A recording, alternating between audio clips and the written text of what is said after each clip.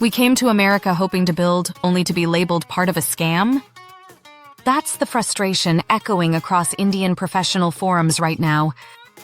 Florida Governor Ron DeSantis just called the H-1B visa program a total scam, claiming it allows companies to lay off Americans and bring in cheaper foreign workers, mostly from India.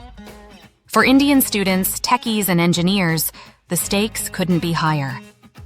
DeSantis argues that U.S. companies sometimes make Americans train H-1B replacements and then fire them.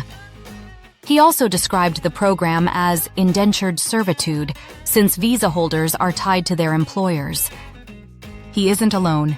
U.S. Commerce Secretary Howard Lutnick has also called the H-1B a scam, pushing for reforms toward a wage-based, merit-driven system. This rhetoric comes at a time when GOP pressure for change is rising and tech layoffs are already shaking the market. On Reddit, Indian professionals are sharing their struggles. I've built the code, trained teammates, now I'm on the bench and the company still wants to renew an H-1B.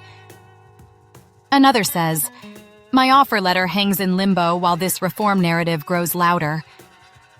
Your career path is collateral in a political show, with sound bites instead of solutions. So what can Indian professionals do now? Stay updated on H-1B and green card policy changes.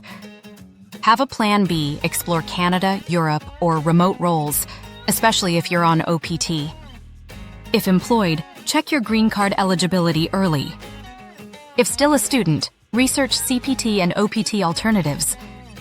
Are you preparing a backup plan beyond H-1B? Drop your visa status F1, OPT, or H-1B in the comments. Don't forget to like, share, and subscribe to our channel.